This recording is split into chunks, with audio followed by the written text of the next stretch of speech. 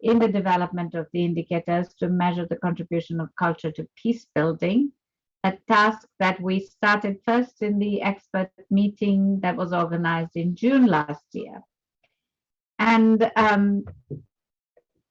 especially in today's world, these indicators will be very useful in making visible culture's role in peace building. Again, this is a very important role for culture that where everybody recognizes that culture plays a very significant role, but it's never measured and therefore never actually funded and supported. It's not made visible. So our effort is also to make visible culture's role. So as indicated yesterday, for those of you who have a link for active participation, please request the floor during the discussion by raising your hands through the hand raised button. And also please turn on your camera and present yourself and the country or the organization that you are representing. We will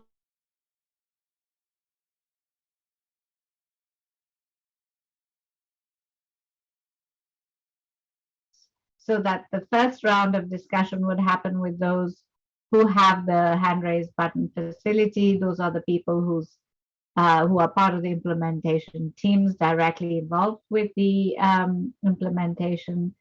And then the others, we absolutely would like to hear from you.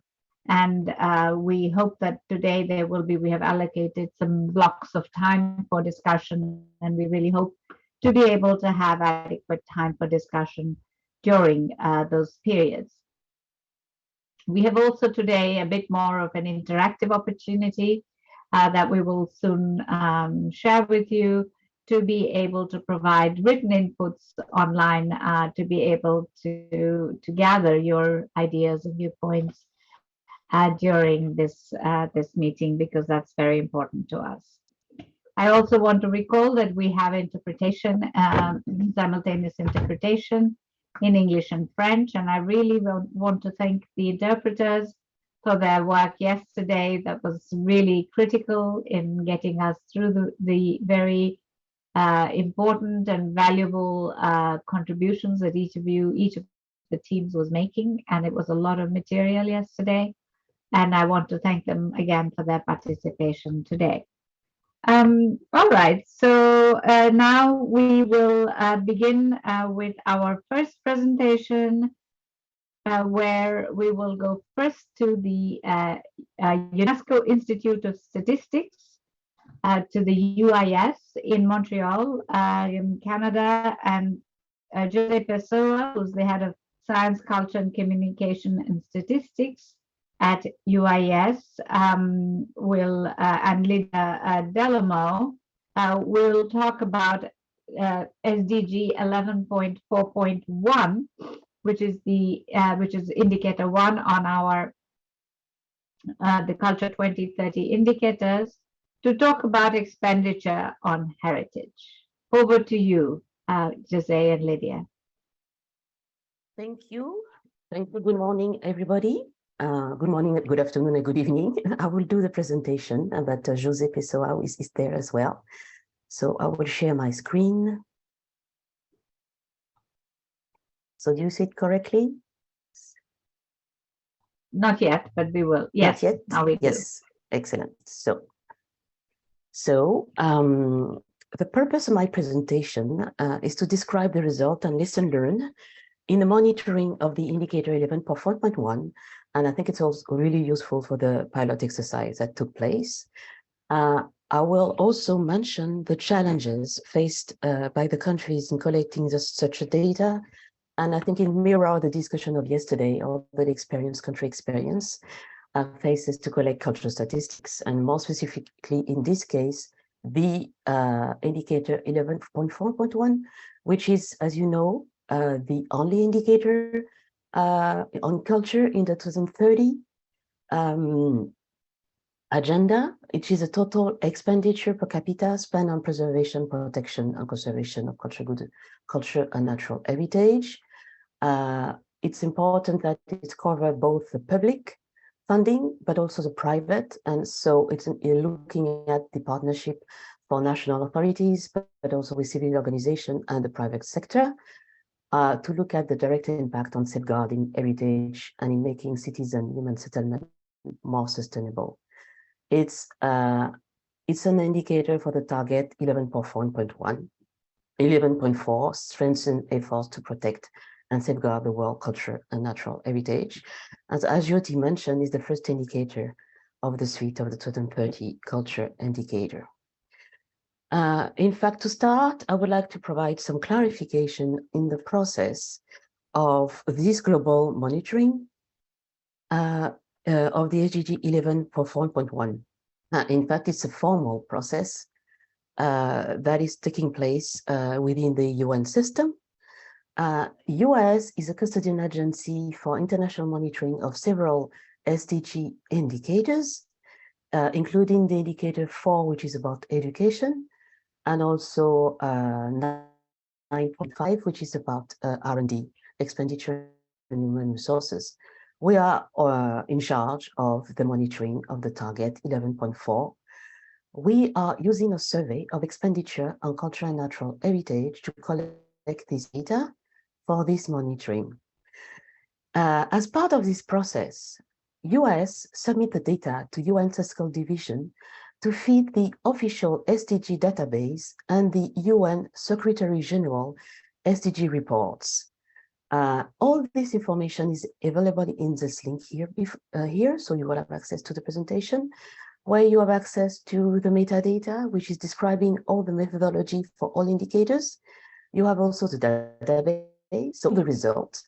So all the international agency report back to UNSD all the data for all SDG. So because of that, it's really important that countries need to submit and complete the survey first to US to ensure data consistency and harmonization and data quality.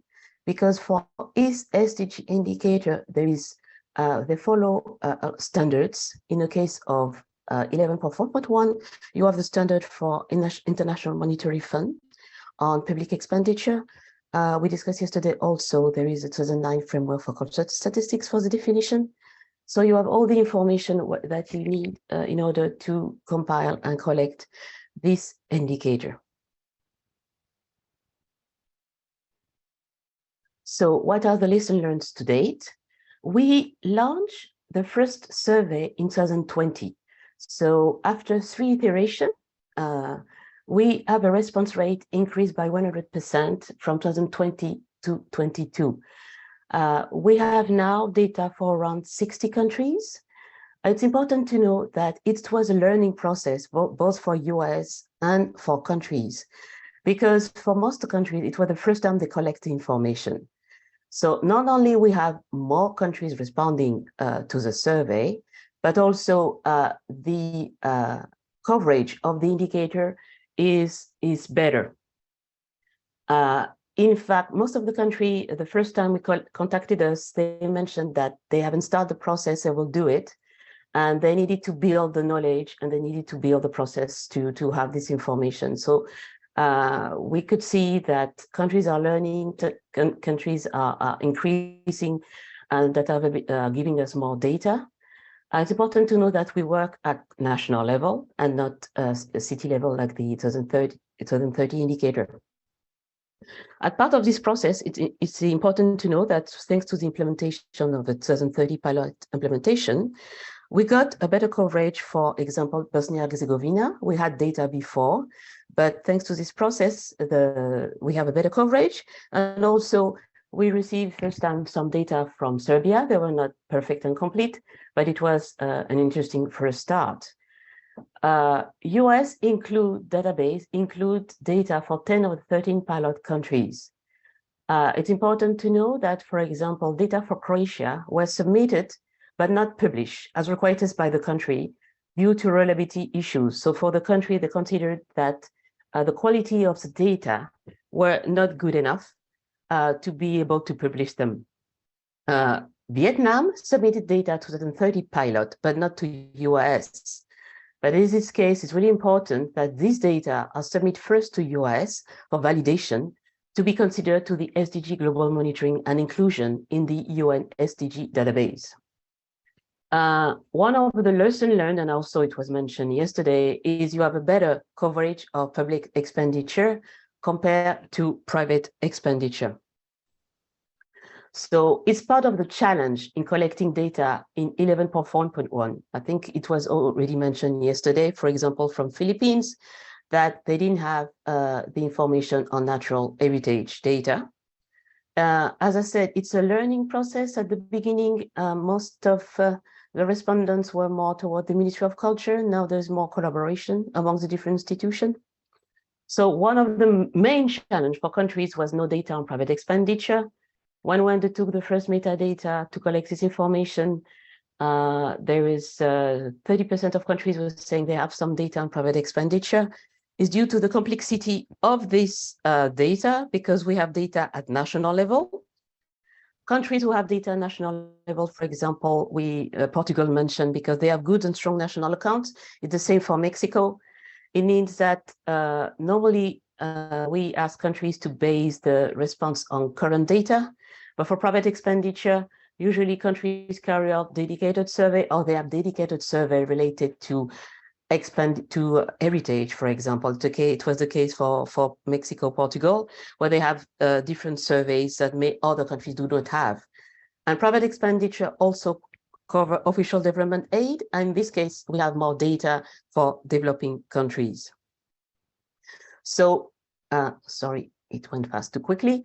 Another issue is geographical area. You know, it's a target within, it's a indicator within the target and the goal about city level, but it's for us, it's a global indicator. We made an attempt to look at data for rural, urban, and national level, but it was not successful.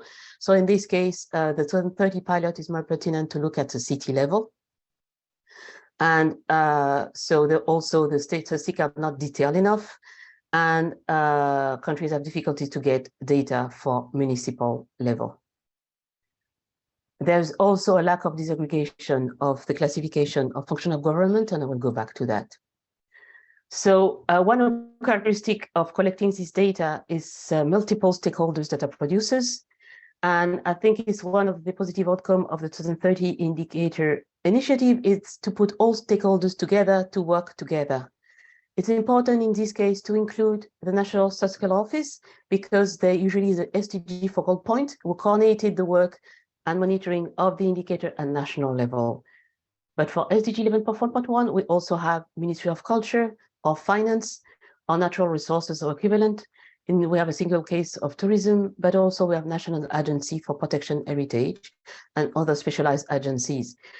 And what is really important in this case is to ensure some sustainability and continuous cooperation among the different institutions to collect this data on a regular basis.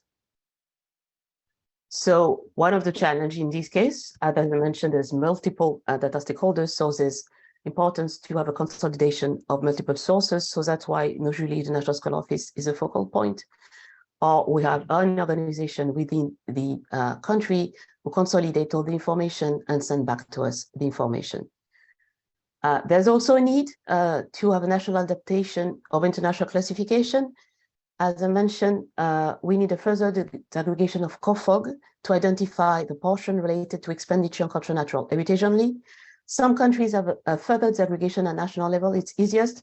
Some others, they do not find the match, so there's work to be done in that case. And as already mentioned, one of the challenges is identify the data sources for private expenditure. So what are the steps moving forward? As I mentioned, it's really important to ensure better coordination amongst the different institutions to be able to provide the information. In this case, we need to avoid different figures about the result of the pilot and the data which are published officially by UIS and UNST, the UN Statistical Division. And for UIS, it's really important for us to improve the data coverage and response rate for this survey. It's been increasing and successful, but we hope, to have a better coverage. To this end, we put in place in May an online community of practice with the following objectives.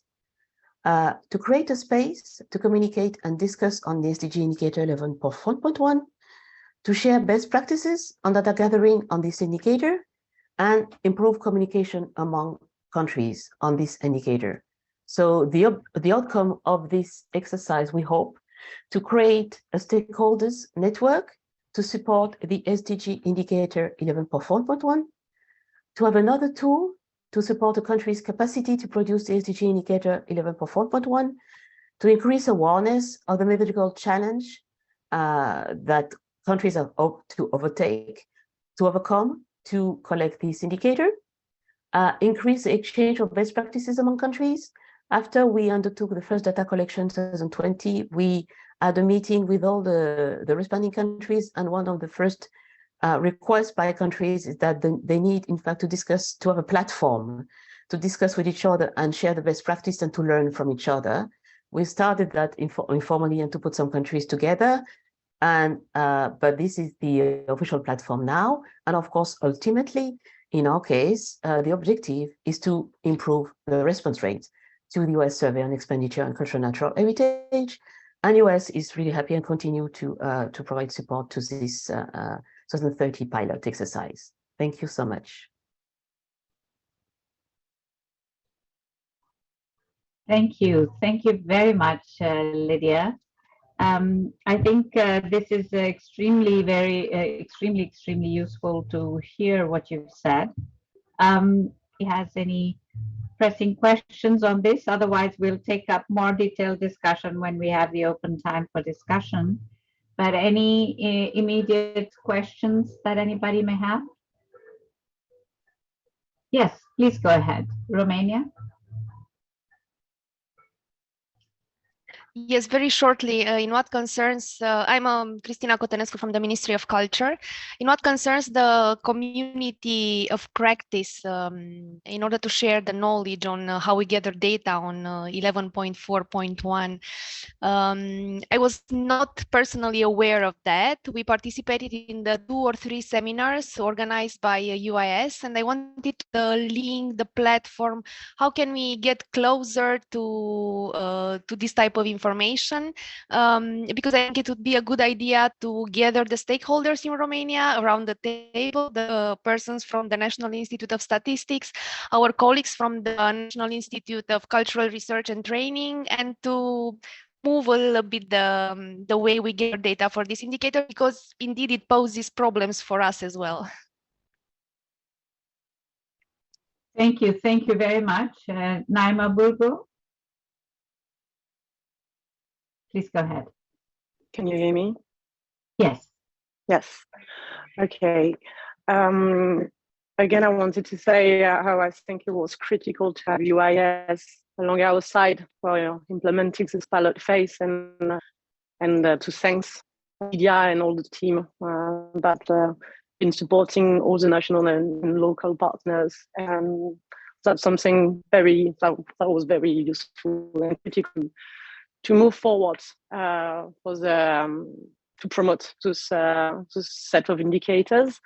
I'm totally in line with all the challenges that you have raised about the fact that it's a learning process. I mean, that is something that is actually concerning the whole methodology of this pilot methodology. The challenge to get better data for private sector. That's something that we've seen across all countries. And maybe mention also that UIS is critical also to support the implementation of the indicator. I think it's our indicator 13, the education, sustainable education, for which UIS is also in charge of the methodology. So also for this indicator, I wanted to say thank you. I think it's very helpful to follow your standards, which are the international standards. And I think that helps us also to really advocate the construction of this whole set of indicators. So that was a quick comment. Thank you. Thank you very much, Naima. Indeed, there are 4 indicators on the that are very clearly marked on the framework for which UIS data is directly feeding. And for this support, we are very grateful and appreciative of the collaboration with UIS. Jose, but maybe you have the answers. So maybe before we come to Jose, we can go to Alma. And that may be the last question on this one, so we don't hold up the next presenter. And then I come back to Jose to be able to respond also, Jose, when you take the floor to the questions that were raised. Alma, please go ahead. Thank you, Jyoti. Just shortly, maybe this is a good moment to emphasize the added value of the 2030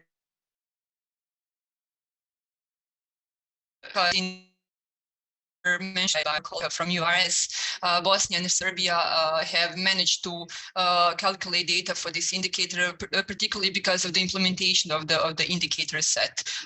Even I think the colleagues from Serbia are online, they can confirm the government structures have made a decision to contribute to this process in a way that one of the institutes that implemented this tool is now in charge for the reporting on 11.4.1. And just to congratulate once more the colleagues from Bosnia, who, Bosnia is a decentralized country with 14 different ministries of culture, and, they managed to cultivate that for the past 3 years. So this is a huge endeavor of the implementation of the project. Thank you. Thank you. I just wanted to add to Lydia's another item that wasn't in the presentation, which is we're also planning to develop a compilation guide. So a data compilation guide. So this will be another tool and resource, which will go into more detail, again, explaining case studies, issues, and basically kind of a guide, a step-by-step of how to tackle and how to get data for that.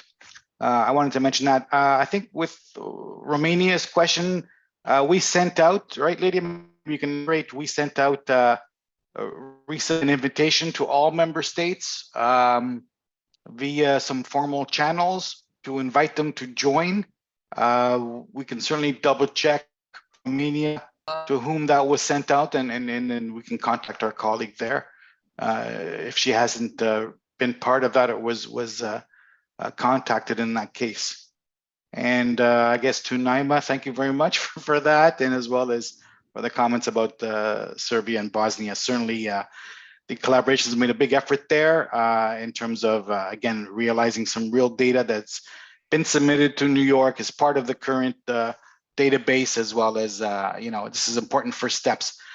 We mentioned 100% increase, which is fantastic, but we're still only at 60 countries. So there's still a lot of work to do moving forward if we want to certainly achieve what we call tier 1 status for the SDGs. So we will make efforts over the next couple of years to really try to improve that. And I think one other point I'd like to make, and again, Lydia knows more, but is we're also looking at some of the issues of data gaps. We know certainly that for some countries, it may be difficult to compile that data. So we are looking at other methodological approaches to that. So we're starting a small project this year, which looks at estimating where possible some sort of the high level, so we're looking into also methodological approaches to filling in some of the data gaps, at least for the highest level, the percentage that is public expenditure. I think I'll stop there. Thank you very much. Thank you. Thank you very much, Jose. Over to you, but this is the last comment or question we take before we move on for this first presentation. Go ahead, please, Ha. Okay, thank you, Jyoti. Thank you, Naima. I noticed that you mentioned about the case of Vietnam, that we submit the data for 11.4.1 for this pilot project, but formally we don't have the information, we don't have data in the UIS system. So I remember that you share with us the information on 50 countries that have the data in UIS, and Vietnam is not there. So maybe after this pilot project, we will remind the focal point for this indicator in Vietnam, which is I believe that that is a Department of the Cultural Heritage under the management of the Ministry of Culture, Sport and Tourism, because we have the data and we got the data from them. It means that we just need to submit officially directly to the UIS. So this is just another response regarding to that. Thank you, Nama. Thank you. Thank you very much, Ha. I think that's very important. And indeed, we greatly encourage you to submit that data to UIS. I think this would be excellent.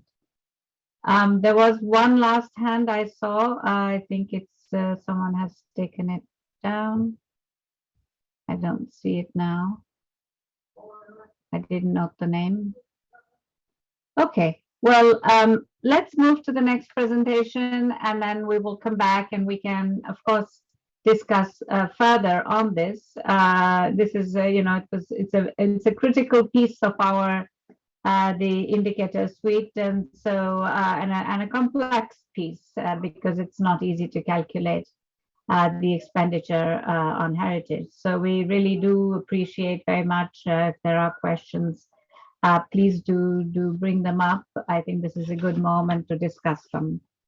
So now we want, what we want to do is, you know, we've had, as you know, some international experts working with us at the sort of macro scale who have been helping us with the development of the methodology, but also in looking at the analysis and in helping with the harmonization of the data that has been collected and so on.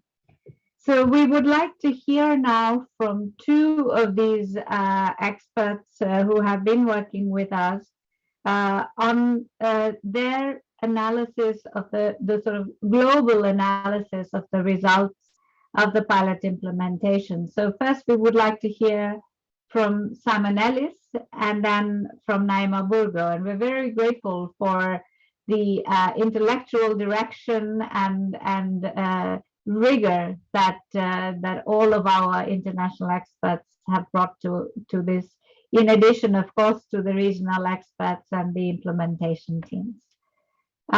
So over to you, Simon. Thank you, Jyoti. So share my screen. Okay, I hope that's working. I think that's working. So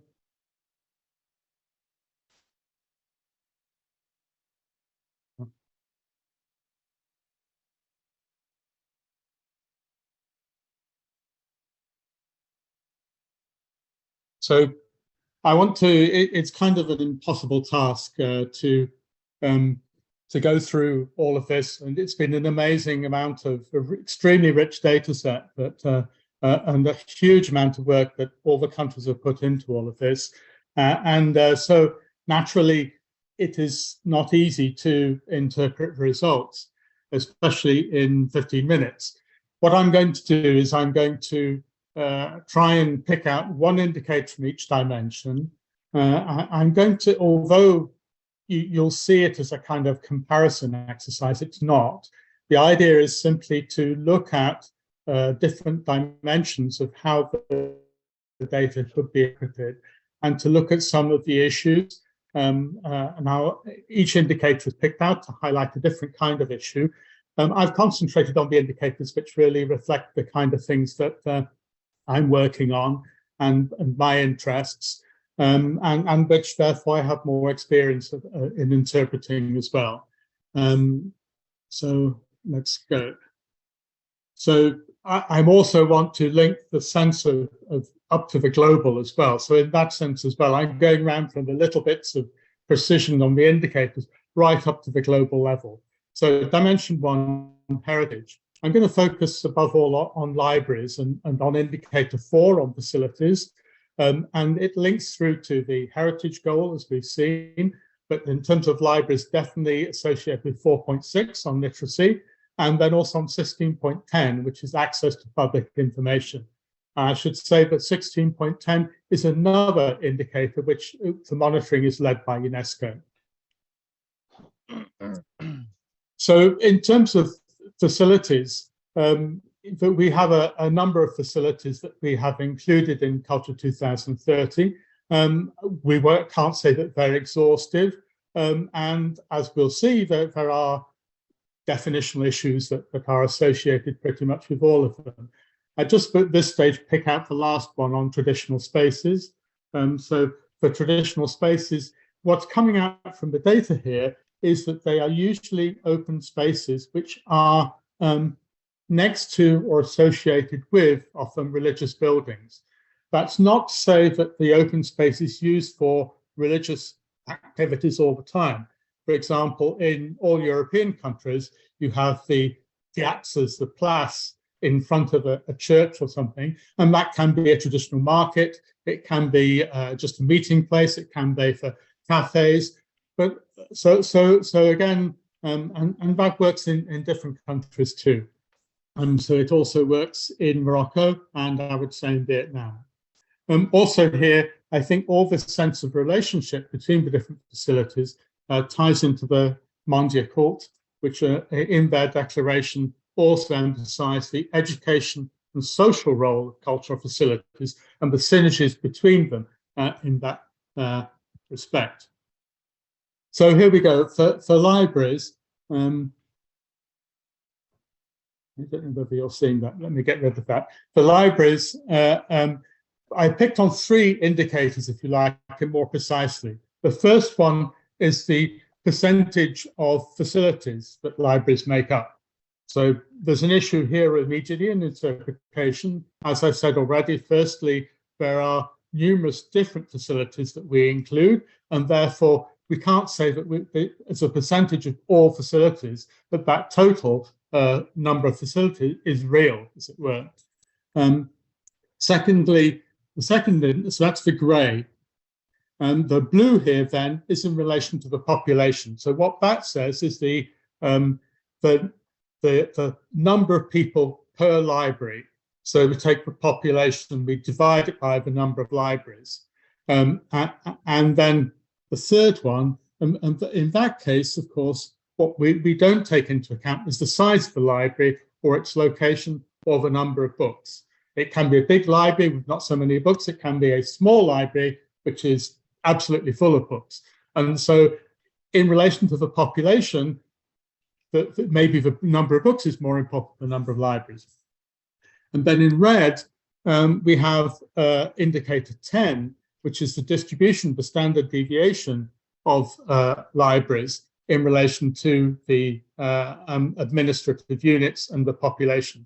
And in that sense as well, what we're looking at is the distribution of libraries, but again, that takes no account of the size. So huge libraries in the capital may do a good job as a national library or in serving a huge amount of population, and is that one there. But then other libraries in very rural locations may be very small, then have very limited supply of books. Also, in some countries in rural areas, libraries are actually on the backs of donkeys or camels and are completely mobile. So again, that creates difficulties. However, having looked at all of that and putting all those problems to one side, what we do see here is Romania, amongst the pilots, comes out with what seems like the best perspective, let's say. Though best is the wrong word here. So in terms of Romania, firstly, libraries represent the highest percentage of all facilities in any of the pilots.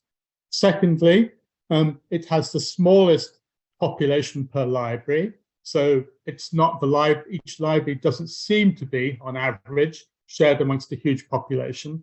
And lastly, they seem to be relatively evenly distributed amongst the different administrative districts. In that sense, it's interesting to note that Serbia, the third one from the left, has a very similar position. So maybe also we can say something about Balkan countries from this. So again, the limits of the data, some problems, but a sense of an overall result which looks perhaps reasonable. I then just wanted to jump briefly to 4B, which has been one of the ones which has raised up very questions. So for me, this is the indicator. The map is the indicator. The map says something about the community identity associated with the city. And we have 3 cities here. On the right, you have Baguio in the Philippines, which planners would see as a kind of wheel and spokes map, so that the cultural facilities are not just in the city centre, but more distributed out to the suburbs. Particularly, we look to the north left and to the northwest, so that the nature of the community here is the need to link together the suburbs and the cultural facilities in the suburbs with the centre, and how to get people to go out to these facilities. In Cluj-Napoca, I would say here that the majority of cultural facilities are in the city centre down to the south. But what we do see is a lack of cultural facilities the other side of the river, which is not clear. The river kind of comes somewhere through here. But there are very few cultural facilities in the north. There are none under this map here. There's one at the top here. And then last is Hue in Vietnam, where what we see is the river. And particularly in Asian cities, the river itself is a cultural space. It is used for festivals, it can be used for markets, water markets and so on. And it therefore is a cultural space joining the 2 halves of the city, rather than perhaps separating the 2 halves of the city in this example. Thank you. So moving quickly on, dimension 2, the economy. And people always say that there's only one SDG that mentions culture, but there is 8.9, and it does talk about sustainable tourism, but it also talks about local culture and products. So I think that this is an important economic indicator that countries should seize on in terms of cultural production. Here I've taken the indicator 8 about numbers of businesses. And we know that the big issue here is about the classifications. In all the economic indicators, we have had a lot of problems producing the classifications. And in terms of applying the international classifications to produce the results. And I think we have here the 4-digit industry codes which have been used.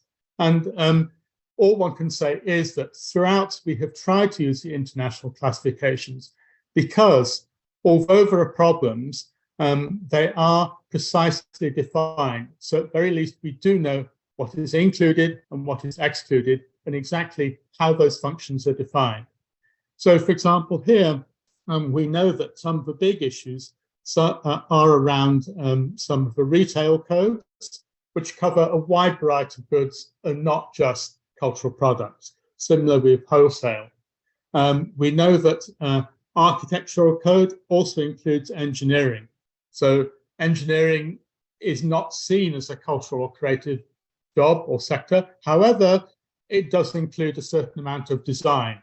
So maybe we can't completely exclude it. Now, the problem is, the answer is often that people want to weight the indicators to identify the part of the code that is creative or cultural. But that in itself produces comparability and definitional issues. So this is an area where we need to rethink. But what this graph really says is that, broadly speaking, how much these key cultural sectors, which are over 10% of culture in the data, how much they represent part of the cultural economy. And we see different profiles here, some with a large percentage of creative industries, architecture and engineering, and others with a large percentage, which is more about publishing or audiovisual and ICT. Okay, moving on. So dimension 3, education. I picked perhaps the most difficult one, the most problematic, but it's the one that I have worked on most, which is ISCED 4, the post-secondary non-higher education. And in this sense, this is usually de facto the answer. The programs included in ISCED 4 are TVET. So it seemed to me one of the things one could say here is do the areas of TVET which are mentioned in the indicator, how do they coincide with the key sectors that we just looked at. And they do to some degree, but there's not a complete one-to-one correspondence. So you can see creative industries, the architecture and advertising. Architecture is very common through the main sectors. And in some cases, ICTs and audiovisual, which are the foundational skills, if you like, for many of those jobs, appear in the TVET work. But we know that TVET is also very constrained by the volume of data and by the number of courses. Just quickly looking at one country which has a national qualifications framework and therefore collects all TVET courses, I would say there is probably for that country more than 10 times the number of students enrolled than those that appear in the formal course included in the database. So again, there's an issue here about data availability in examining the indicators. Lastly, patient. So here again, inclusion, discrimination, gender discrimination clearly come in. And we will also talk about this one a bit in peace building. So I'm concentrating on indicator 18 around social cohesion. So the first one here is the one about your neighbors. Do the World Values Survey questions about would you let a neighbor from a different religion, or would you accept a neighbor from a different ethnicity, a different race? And then the third question included from this in our variable is whether people in general should be trusted. And for all the countries, we have a major discontinuity between the first two answers about neighbors and the last one about trust for everybody. However, firstly, it should be said that it's about the interpretation of that answer. And interestingly enough, we have three answers in national research papers which have directly analyzed this problem in the World Values Survey. And their explanation for Vietnam is to say that Vietnamese trust is more about the in-group than the out-group. And I think this aligns very well with the Philippines. Again, the sense of people, your neighbors, you get to know them, they're part of your community, and therefore you trust them. But the whole of the rest of society is not so sure. It should be pointed out, however, that in Vietnam, the data are more consistent than in any of the other countries. And lastly, in Romania, in the workshop was a professor whose comment I must admit I wrote down immediately, who suggested that in Romania, this is about a level of social capital. So the degree to which people engage with others in community organizations, in political or other social engagement of a formal or informal kind. And then lastly, to say, obviously, this is all about the positive reinforcement of values in as asked or declared in Mondial Cult.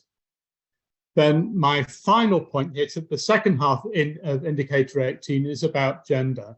And again, we know that one of the problems is the lack of gender disaggregated data, but one where we have here is this sense from the World Values Survey about interests in whether women should be equal chance men in jobs, in politics, and in higher education.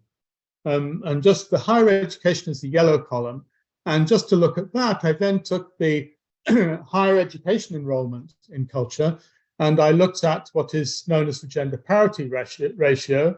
So the percentage of women enrolled in culture compared to the percentage of men enrolled in culture, and how those two ratios are similar. Therefore, if they're the same, the ratio between them is the same, you get a 1, or in this case, a 100 result. And you can see, broadly speaking, what this shows is that the attitude in the yellow column is broadly similar, to the actual reality of enrollment in higher education. And I think that is where I stop. So briefly, in summary, libraries, different indicators, but a broadly consistent picture. All weaknesses in the way the indicators are defined, but a similar interpretation. Businesses, classification issues, which I think you all well know. TVET, ISCED 4, issues around availability of data and how we respond to that. And then lastly, social cohesion, an indicator which is consistent picture, but difficult to interpret and say exactly what it means. So thank you very much. I will stop there. Thank you. Thank you very much, Simon, for this very valuable global overview of the data that we have collected. I think it will be also very valuable to go into each of them more in depth, but we don't, we will have to save that for another moment. So I appreciate your selecting an indicator from each of the dimensions to talk about. Okay, well, let's keep moving and then we can have some time for discussion together. I think that would be perhaps more valuable than raising questions now. So over to Naima Burgo for your global overview, Naima, for the global results of the pilot implementation. Partage, je le vois pas. Oui. Ouais, pardon. Je vais me permettre de faire ma présentation en français en veillant à parler. Right, so I will allow myself to speak in my mother tongue in French. If only Gabrielle could share the slides for us from the beginning, please. That'll be lovely. Right, as Simon, I'm one of the international experts who was honored to supervise and monitor the pilot phase implementation throughout the Costa Rica, Burkina Faso, Ouagadougou countries for nearly 11 years already now. I have had the pleasure to collaborate on the cultural indicators and development. So I am quite enthusiastic about the general overall commitment and investment on behalf of everybody's basically throughout this collaboration. So my presentation will first of all try to browse over the tools and methodology used for this implementation phase. We've already raised part of these aspects yesterday and today, and then in the second stage I'll try to go more specifically through certain indicators illustrating the thematic methodology, and then I'll conclude with a more transversal approach. So regarding the implementation phase of this pilot phase.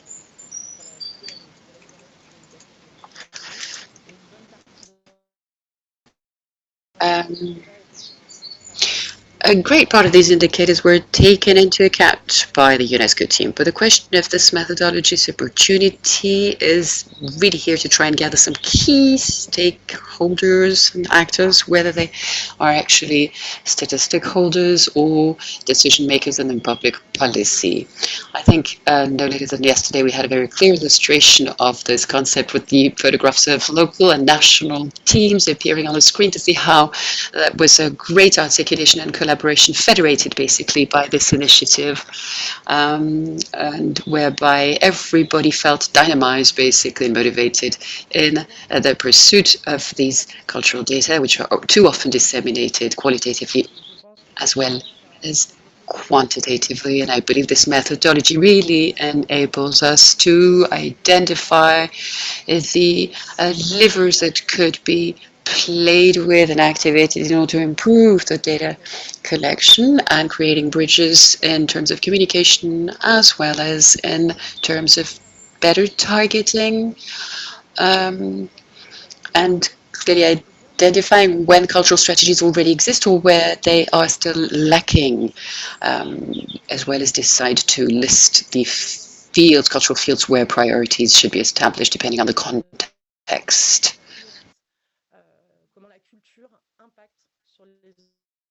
objectifs du développement durable dans le cadre de l'agenda 2030, mais aussi de manière plus large sur les questions d'économie, de société. À mon sens, les défis qui restent à relever pour la suite My opinion, what we do need to overcome when it comes to indicators is we're required to consider a longer term, depending on different institutions and their collaborating habits, to collect data and analyze it. We need to allocate doit permettre justement de mettre when en it valeur comes to processing data, collecting and processing data, and put forward the best practices and the transversal studies on these indicators and to focus on the different results. We also have developed a different from national level. I believe it has been put forward yesterday. And there is a requirement for us to identify l'OAS and develop a networking platform. Méthode de calcul. Je pense And notamment allow us a platform to share definitions, calculations, and for instance, when it comes to the indicator related to open space, we went to different regions where indeed they were facing challenges on definitions and methodologies, and I know that thanks to these methods, we will gain in efficiency and we will be able to really raise awareness and inform on different solutions and different methods and difficulties that everyone is facing and how we can overcome them by sharing best practices. We can also reinforce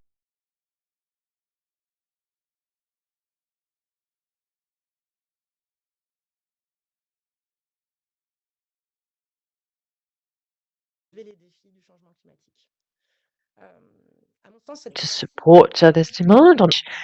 In my opinion, this thematic will defend this advocacy on two levels. First of all, the cultural heritage illustrates perfectly the climate challenges.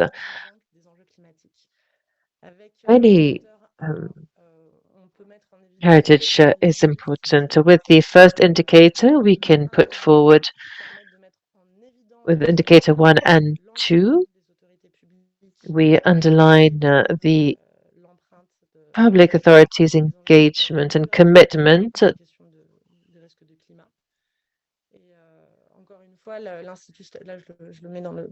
Their commitment to reduce all climate impact.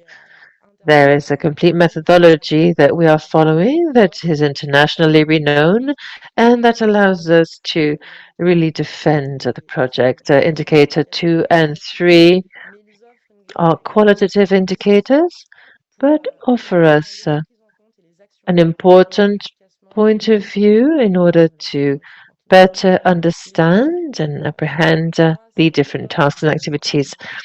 The main challenge, in my opinion, would be a requirement to strengthen the technical aspect of the methodology, not only for the UIS, but also strengthen the different templates and the way we read the templates and the simplicity of this information. I believe that there is some redundancies in the information that is shared.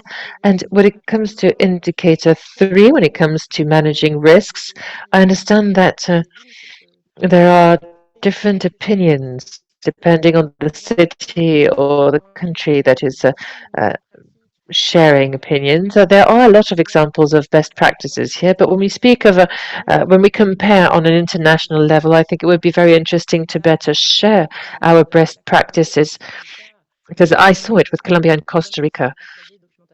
A lot of great practices need to be shared. Some have already been recognized as such by UNESCO. Next slide, please.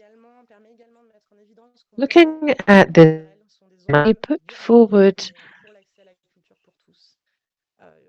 Ces indicateurs permettent de faire un mapping des établissements culturels et met souvent en évidence a real mapping of cultural establishments, and we underline the dynamics of each region and understand how they are linked to their cultural spaces.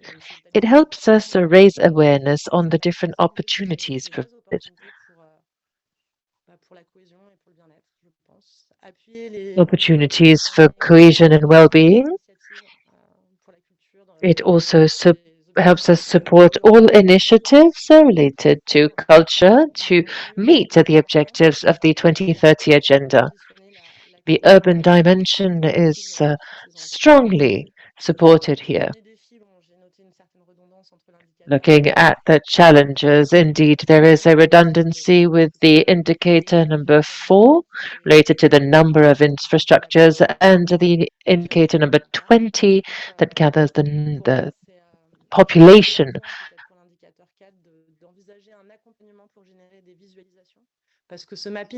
And I think we should consider a follow-up and a support to better understand and view this mapping. This was not possible earlier to do with all the partner regions, and I believe that we could look at this. Indeed, the images are very strong. It is an indicator, yes, but actually it's more of a vision and a visualization, and I believe it to be important if we want to advocate for it. This is for terminology purposes. I believe that indicator number 5 will need to be reviewed. I don't think it was really finalized. It wasn't finalized when we launched the pilot phase. We have progress when it comes to defining the terms. And we will be able to share further elements on this. There are some issues for sustainable development. We must admit that it doesn't allow us to really capture all the information or the second jobs. But this allows us to collect data that will underline the public authority commitments in this regard. And a lot of institutions and donors are expecting the information. What are the challenges? Well, we can't access them really, but it does meet the demand. Voilà, je vais passer après, ce sont des... Peut-être là, si l'indicateur 12, quand même prendre un petit temps, qui est l'indicateur qui finalement vient apporter... Indicator 12 is an indicator that brings a qualitative reading for the UIS. I believe it to be quite heavy, yet necessary, especially when we want to have a transversal reading per sector. When we speak of the development of the policies and actions on each sector, it is necessary to really link them together and reach this the result linked to education and economic stability. Looking at thematic 3, skills and competencies and knowledge. SDG 4.7. Et là encore, and here again, there is a real link that is collected by the USI related to this indication, but we really need to see what is the involvement of all the policymakers in this indicator was developed during the whole process.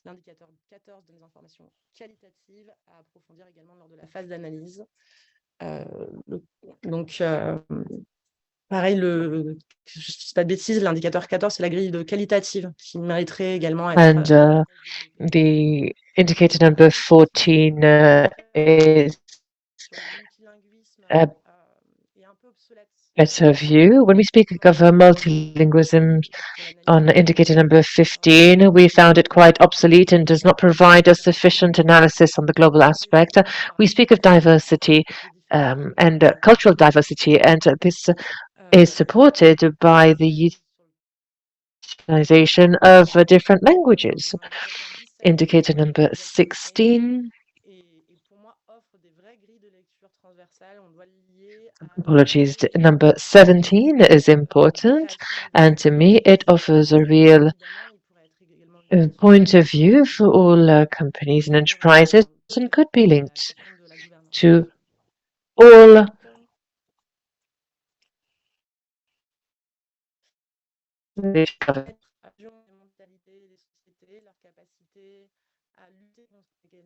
Indicator number 4 demonstrates the capacity to fight qualities and discriminations, and is a tool to support sustainable development. Today, all these indicators allow us to underline all the important points related to sustainable development on a society level and social level. These methods are definitely necessary and short.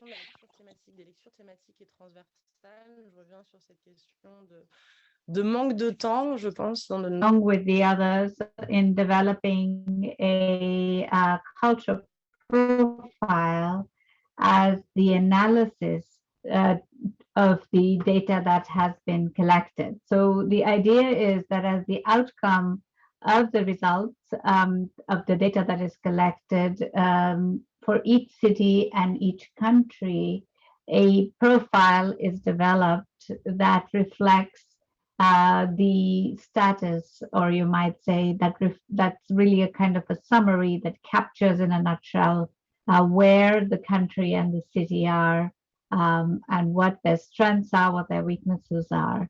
So over to you, Valentina, to please explain this effort and where we are with it.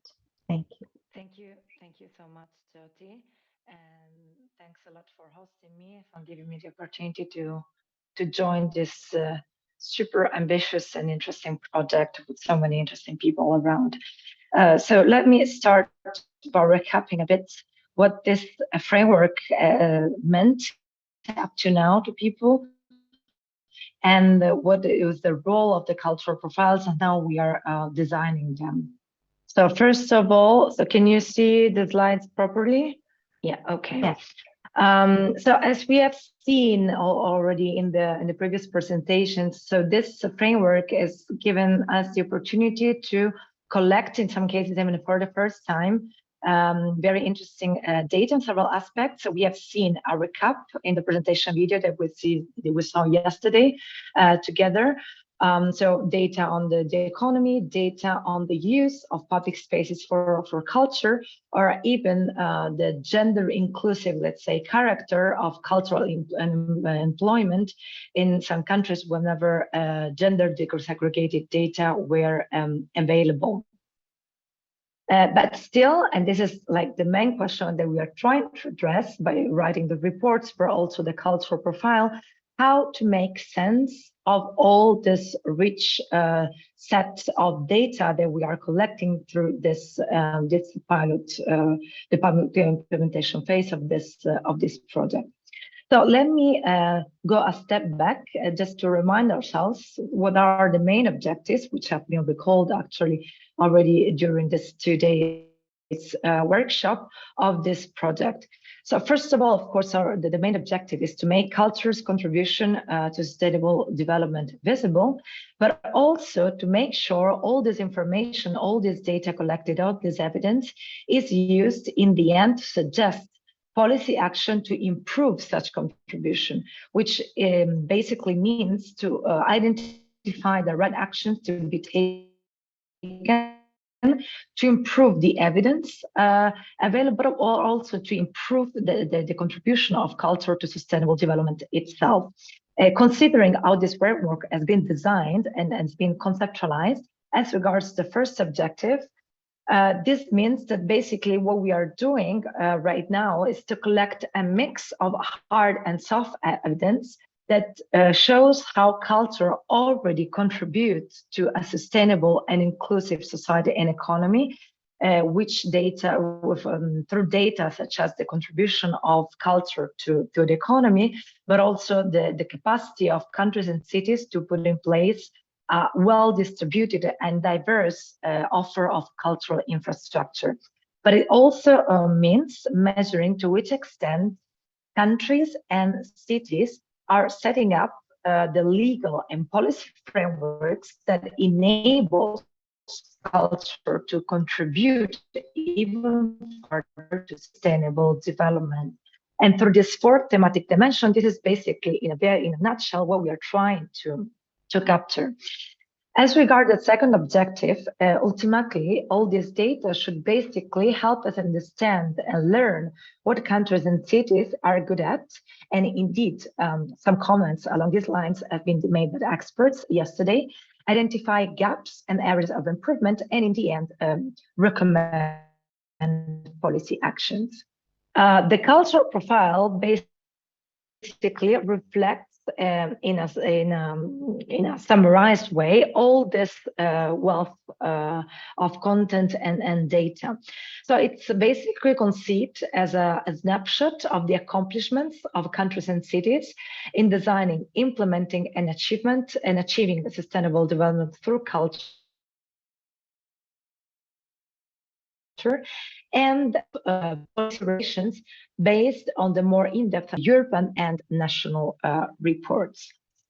Of course, we needed a method in order to produce a cultural profile that are concise but also clear enough to convey key findings and messages. So we established a twofold methodology to produce this cultural profiles. First, we established for some selection criteria for content and data to be featured for each indicator. And this is particularly important for indicators containing checklists, considering that they contain really a lot of rich information. And we also established guidelines to facilitate and standardize the elaboration of profiles, of course, with the support, with your supports, with the supports of the other international experts and regional experts, of course, in the team. As regards the selection criteria of the content to be featured, so the priority, for instance, on evidence that is measurable and quantitative, evidence that is backed and enriched by conventional reports, so for which further evidence is produced, but also one of the criteria, for instance, is to put a priority on evidence that shows the institutionalization or promotion of inclusive and collaborative practices as a major condition for the successful implementation of the Agenda 2030.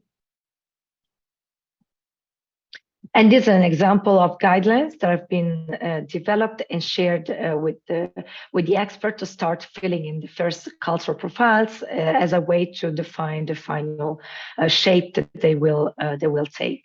We are also working on two different versions, actually, of the cultural profile. One would be a printed version that is likely to be integrated in the final version of the reports. And then there would be a more exhaustive version on the online, so that is conceived as a line and as an interactive dashboard that will give the opportunity to stakeholders, local, regional, international stakeholders, to have a full overview of all the indicators, and more particularly, we will have a summarized a summary of all the main content headings of all the checklists contained in the data tables.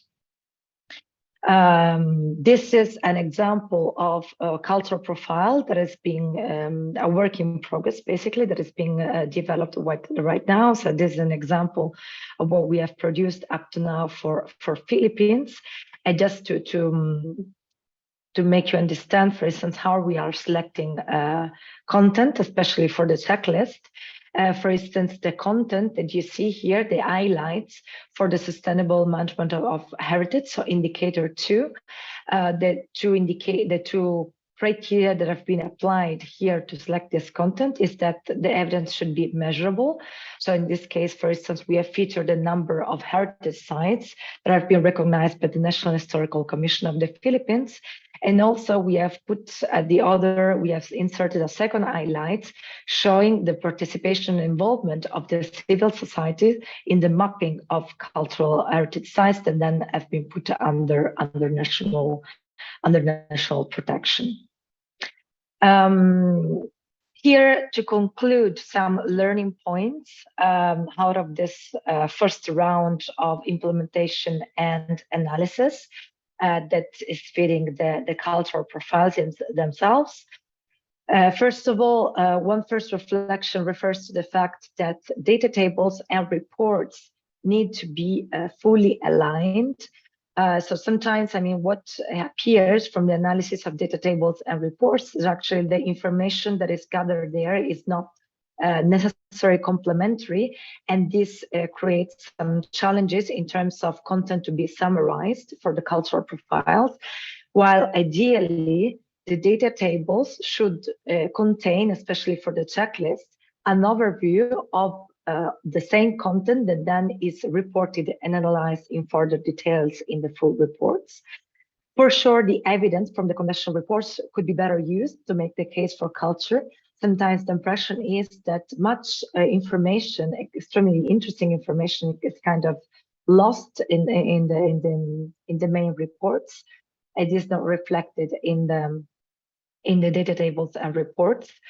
And then some other reflection points actually that other experts also have touched upon. So for instance, the fact that no comparison and benchmarking is possible without some agreed reference points, while at least for some indicators, some people are still expecting to do some comparisons, at least for the economic ones. Another point that actually was raised already yesterday by NIMA, that indeed a no in the checklist is not necessarily negative, and this is why contextual knowledge needs to be appropriately integrated in the analysis, also for so that the correct information, the correct summary also can be featured also in the cultural profiles.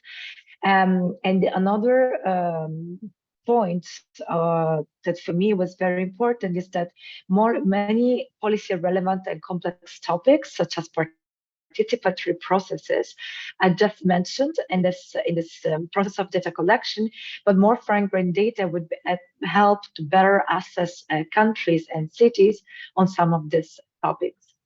And that's why I think at this stage of the work, what could be very, very useful is perhaps to set up a working group, perhaps with some of the experts that would like to join and still join the reflection and this work, that could have a double working agenda, let's say, a working agenda for the short term, another one for the medium term. I think the most urgent task now, and it's really to work on an adjustable format to report key messages for policymakers. Our adjustable format basically is the cultural profiles, but we need to understand what we actually should be put there in terms of policy recommendations. Some of you actually have already worked along these lines. So for some countries and cities, this kind of information is already ready. For some others, perhaps we need a bit of more refinement.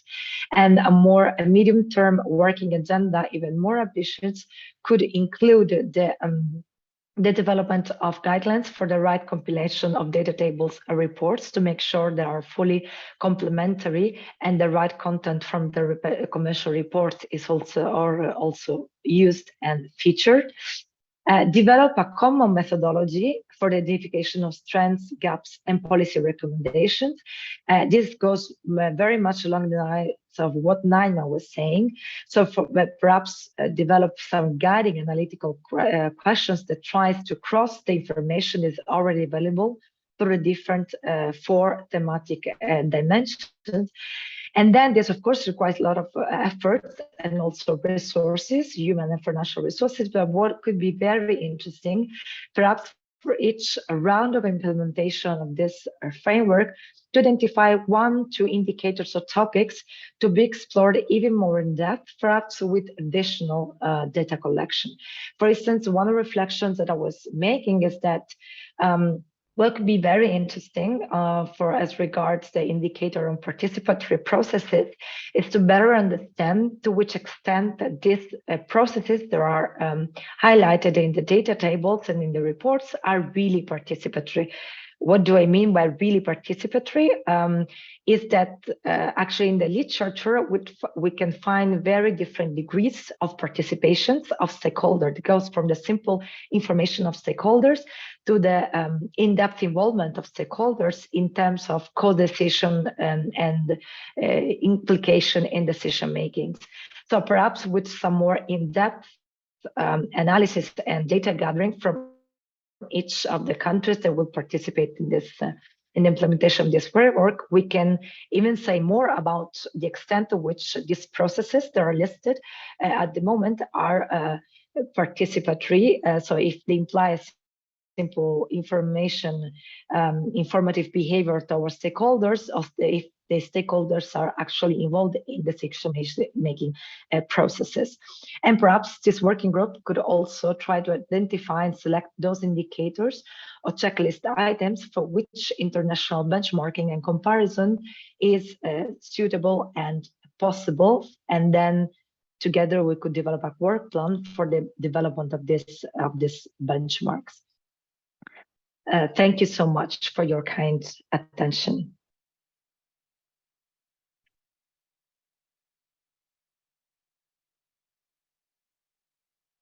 Thank you.